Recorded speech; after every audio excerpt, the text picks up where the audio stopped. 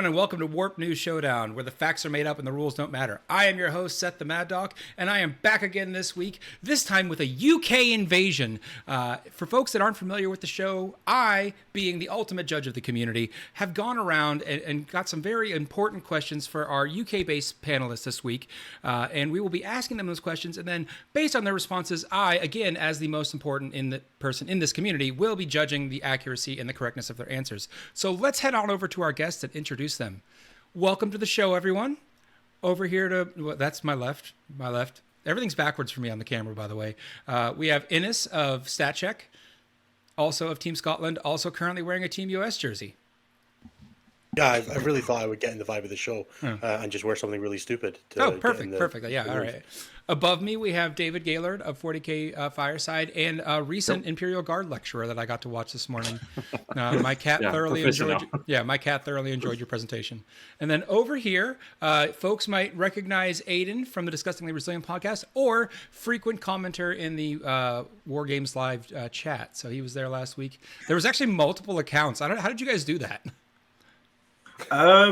Well, because we're like a trio, so I think someone logged in as one account, I logged in as another, and then we just like hive-minded it, just like the Nids, you know. Fair enough. All right. Well, let's get to our first question. We're going to start off with Aidens this week. I think, Aidens will lead off. I feel like that's a good way to torture someone. So,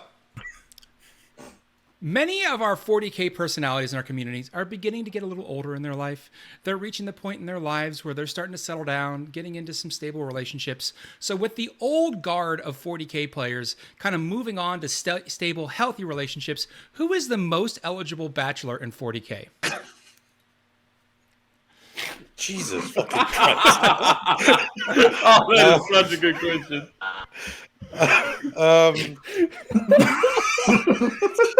What? You, Seth, somehow. No, I'm married.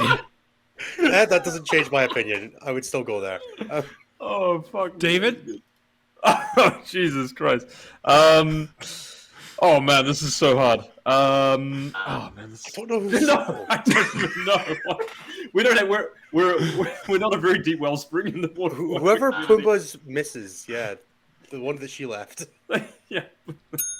I have no answer. That's hard. Aiden, we gave you the tactical advantage of going last to get over the shock of the It question. didn't help. It genuinely hasn't helped. I think it's Wargames Live's Joe, actually, you know?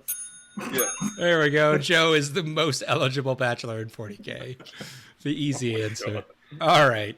Now that we've got the rust knocked off ourselves and we're ready, we're going to move on. Aiden, unfortunately, you're going to be first up on this one, so be prepared.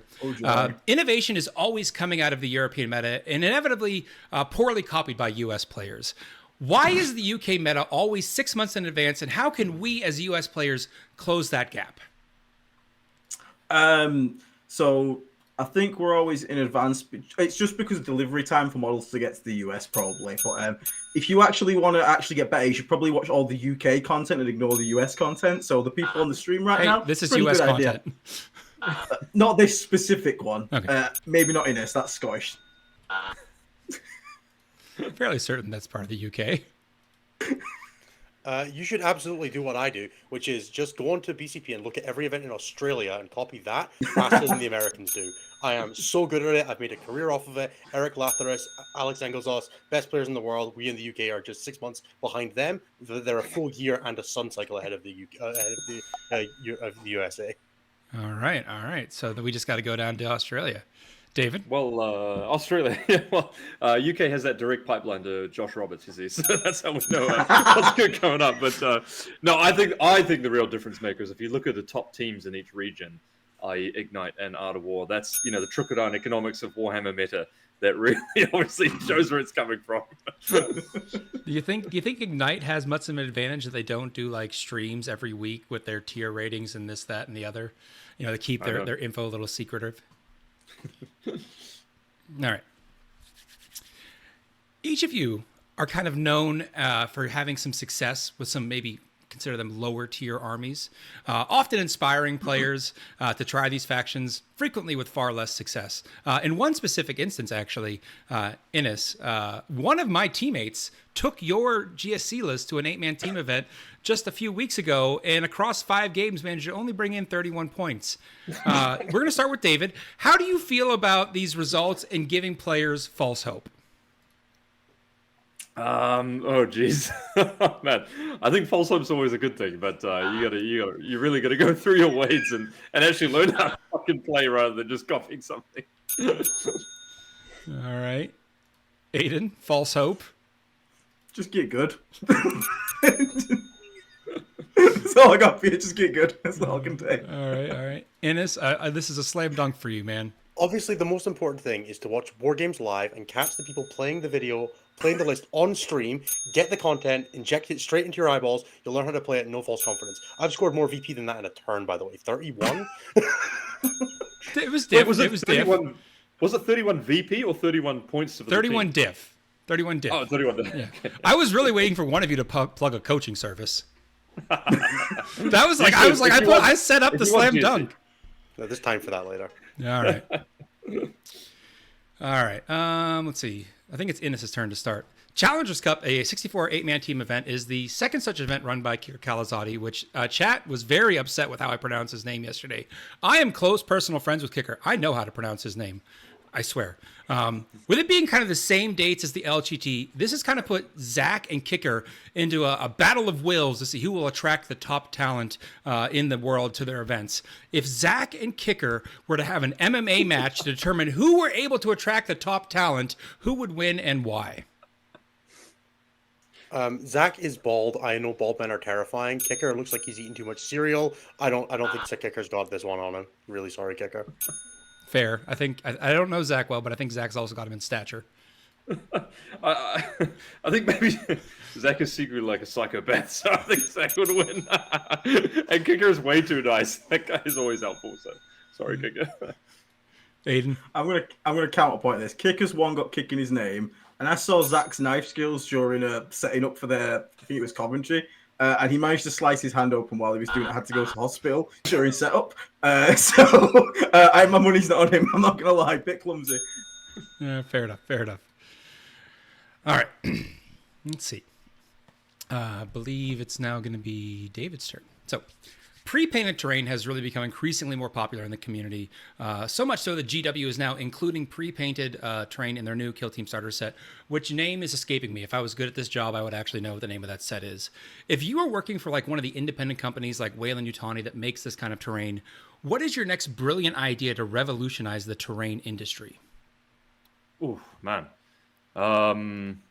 Get some competitive players to try and build it for you first and actually fly some competitive players over to wherever you live in Europe or USA and actually play on it before you go, oh yeah, we're just going to push it to production. So probably a good idea to invest in some product market fit and some early beta customer feedback first.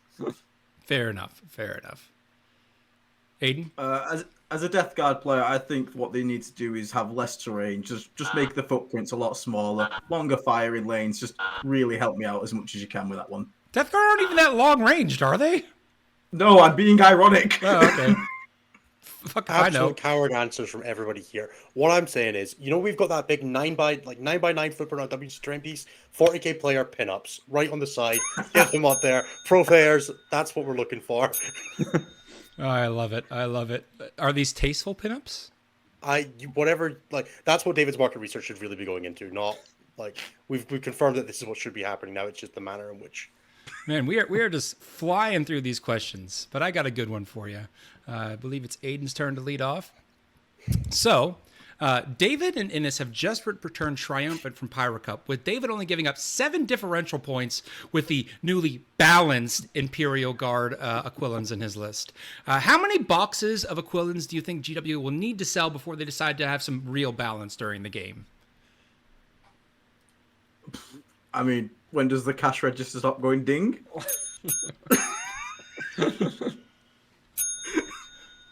All right, let's go on. Innis, how many boxes does GW need to sell?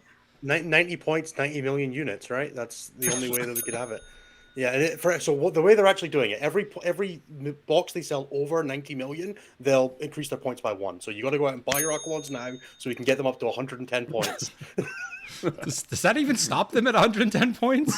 No, Just a 180 question. million box. Is David getting commission per box sold? Possibly. Yeah. We'll give you a point on that one. There you go.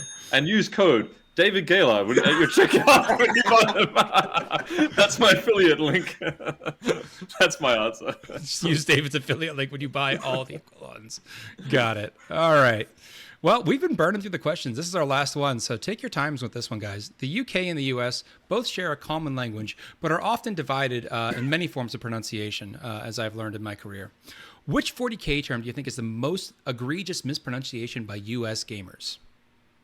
Let's go with Innis. This could also be accents if you want to take shots at those. Honestly, there are a lot of things, but my forename gets butchered quite a lot. I've had anything from starting with an A to Ennis to Ennis to Dennis, and I truly think that the A is the worst one. You would not believe. It's either that or like British people calling it a lieutenant. Like, please just stop it. Like, the language died. Stop calling them that. They're lieutenants now. All right. David? I think it's got to be like Rabute Gilliman or something like that, right? I can imagine Scots and Americans going at each other like that. But I know Seth said none of these jokes, but whenever I tell my opponent if they'd like to shuffle my deck, it always gets a joke from some people. So New Zealanders have a play in that too. Aiden? I think in Death Guard, I've heard an American pronounce it as a feeted bloat drone, and it just really irks me. It's like there's an O there. It's not. It's fetid, not feeted. Feted sounds like it's a fetus. It's like baby. It sounds like it's got a foot fetish. We've had a close game. It looks like Innis took the lead on this one, though. Unfortunately, I have a last-minute suggestion, though. Okay. We didn't really answer the first question. Okay. I've got the ultimate answer. The nicest guy in 40K. Great job. Smart bloke. Recently took the most underpowered faction to LGT finals. The most eligible bachelorette, Mr. Brian Sipe. That's the boy to get in there. Dude's an absolute beast. Bachelorette? Bachelor, fuck, I don't know, Bachelor. I mean, you can tie for second now. You can tie for second. I never watched those shows. I don't think the term bachelor and bachelorette are exclusive to the ABC TV show, just so we're clear. All right, but Innis, because you are the victor today, that means you are blessed with the monologue. You can say whatever you want for as long as you want, but remember, the audience will be able to hear all of your other panelists. So have at it, promote whatever you want, or bash whoever you want, particularly people's accents. Hey, all the people here on the show tonight, except Seth, are fantastic people who you should definitely check out. That's Aiden Smalley on the Disgustingly Resilient podcast, David Gaylord on 4K Fireside, and obviously myself on StatCheck. If you're just more from any of us, do check us all out. It would be greatly appreciated. Whoever's playing on the stream right now, root for the guy that's on the left-hand side of the table, because it's funnier, and I refuse to allow them to have joy if they're playing with the red dice, because they fucked me over 1,000,000 times. No, blue dice put me over. Sorry, you're wrong. Blue dice are the cursed dice. Did you see the blue dice last weekend with Michael Mann? Like, he's like, it's my WOG turn. Can I make any involves? And they were like, no. He was like, I'm just going to die then. And there was like, the Vanguard Marines were like, yes, correct. Just complete. Okay, the red dice are my mortal enemies till the end of time. Yeah. So I have to vote for whoever is playing with the blue dice. Even though they have I feel like we need to have a roll-off at the beginning of each weekend to see which dice is the cursed die. Yeah, I think the previous tournament's winner should get to decide for the next one. That could be good. Can we have a sacrifice? A third color dice in there as well, you know? Man, that would mess his overlay up so much. You'd have to have like another set of overlays that's the alternative colors. Oh, see, that's the real flex. Somebody else should just like get on a dice creation website and just make like exactly the same dice, but in a slightly different shade of like blue or red, and just sneak them in during one of the rounds. So like, yeah, they're actually orange dice now. Sorry, Joe. We have to get an operation to poison Joe's dice well with corrupt dice. He does have a camera filter for the dice tray to make them more easily visible, so I don't know if you would change the color if that would make them less visible. It makes all of your hands deeply look like you've got like deep vein thrombosis. It's great. Yeah, you might. I mean, we'll have to go for the top-down view. Yeah. Make a Wargames live dice with the symbol as ones instead of sixes. Oh, I am so glad as a community we have gone away from symbols on the ones. I actually I was playing like an RTT the other weekend, and someone had some like older Space Wolf dies that had symbols on the 1s and 6s, and my brain was just like, not again.